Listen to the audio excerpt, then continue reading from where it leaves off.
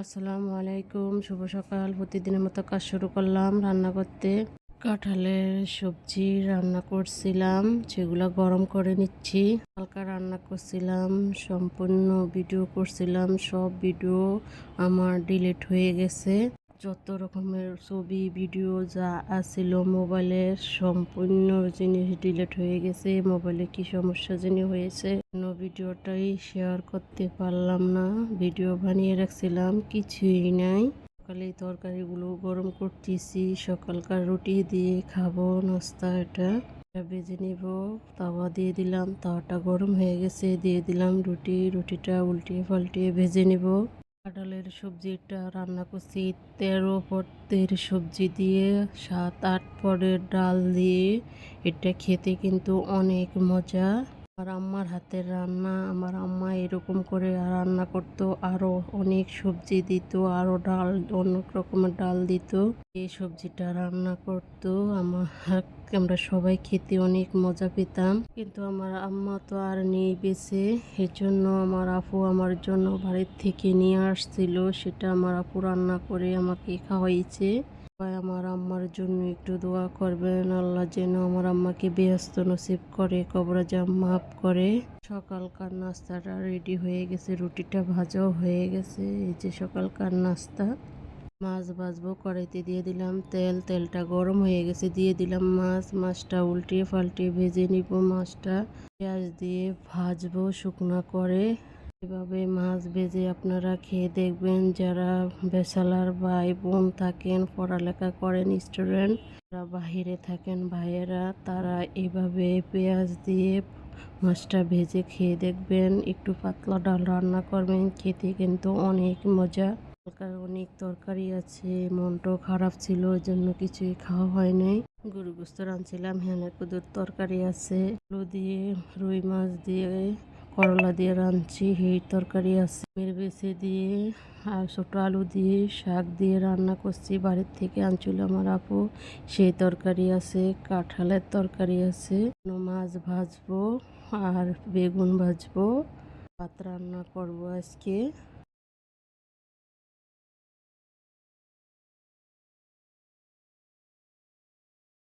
মাছটা ভাজা হয়ে গেছে, এখন তুলে নিলাম। এখন পেঁয়াজটা দিয়ে দিব। পেঁয়াজটা একটু ভেজে নিব লাল লাল করে। একটু তেল দিয়ে দিলাম, কাঁচামরিচ দিয়ে দিলাম।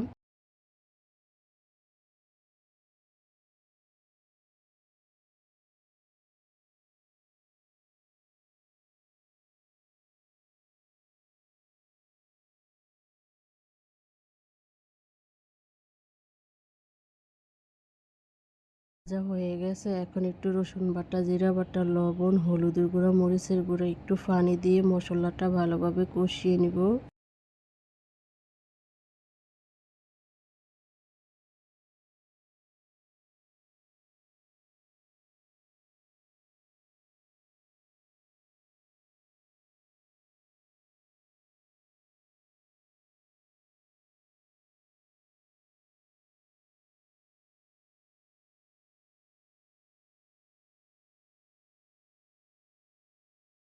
হয়ে গেছে, এবার মশলার ভিতরে দিয়ে দিলাম।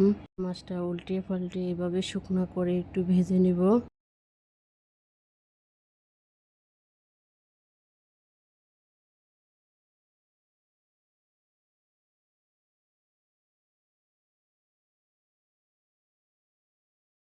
এটা ভাজা হয়ে গেছে, এখন তুলে নিলাম। বেগুন ভাজবো, ফ্রাই প্যানে দিয়ে দিলাম তেল, তেলটা গরম হয়ে গেছে, দিয়ে দিলাম বেগুনটা উল্টিয়ে পাল্টিয়ে ভেজে নিব। আমার মেয়ে আর মেয়েরা খুব পছন্দ করে এই বেগুন ভাজাটা ভাতের সাথে, এই মাছ ভাজার সাথে।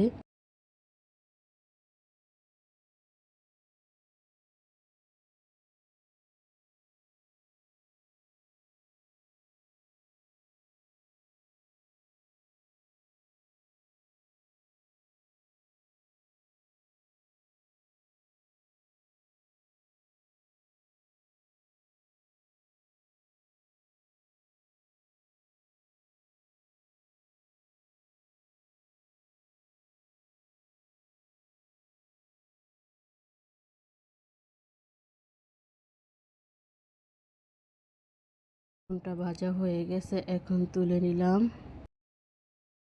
সম্পূর্ণ তরকারিটা আগের ছিল, এগুলো সব মিলিয়ে আবারও গরম করে নিচ্ছি। এই যে তরকারিটা দেখেন, দেখতে কত সুন্দর, লোভনীয়, আসলে খেতে অনেক মজা। আমাদের এলাকায়, আমাদের গ্রামে এইভাবে তরকারিটা রান্না করে খায়। আমার মা তো 2-3টা বড় বড় কাঁঠাল রান্না করতো 15-16 পদের সবজি দিয়ে। আমাদের আশেপাশে যারা আছে, আত্মীয় স্বজন, পাড়াপড়শি, সবাইকে রান্না করে খাওয়াইতো।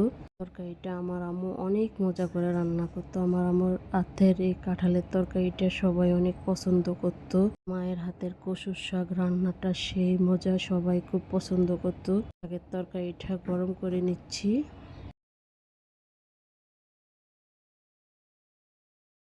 মশলা দিয়ে মাছ দিয়ে রাঁধছি, সেটাও গরম করে নিচ্ছি।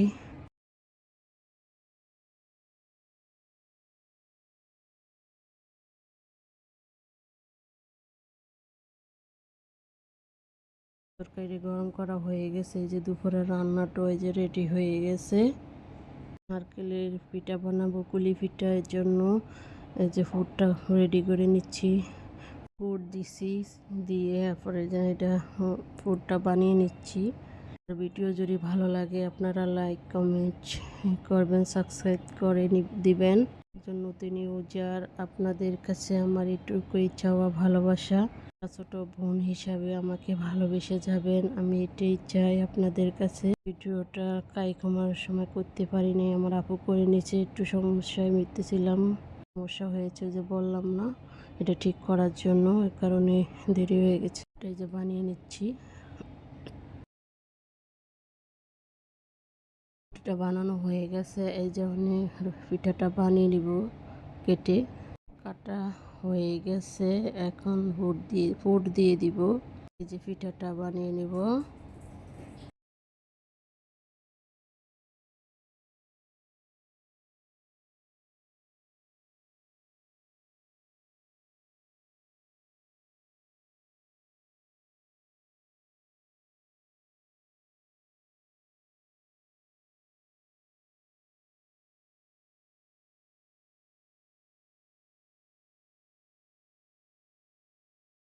এটা বানানো হয়ে গেছে, এই যে রেডি হয়ে গেল, এখন ভাজার জন্য যাব। তার কাছে এই যে আসলাম, কড়াইতে দিয়ে দিলাম তেল। তেল তেল গরম হলে দিয়ে দিব পিঠা। তেলটা গরম হয়ে গেছে, এখন পিঠাটা দিয়ে দিব। পিঠাটা লাল লাল করে ভেজে নিব, উল্টিয়ে পাল্টিয়ে।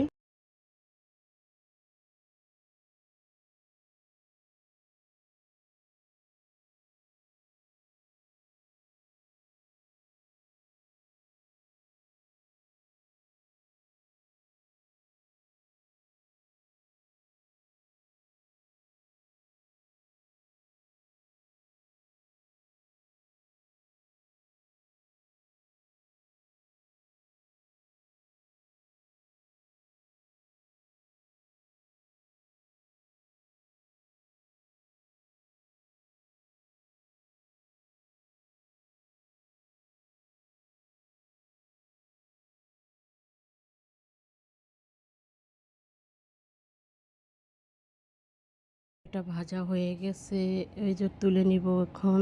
এর মতো রান্নাটা এখানেই শেষ। কালকা একটা নতুন ব্লগ নিয়ে আসবো। আসসালামু আলাইকুম।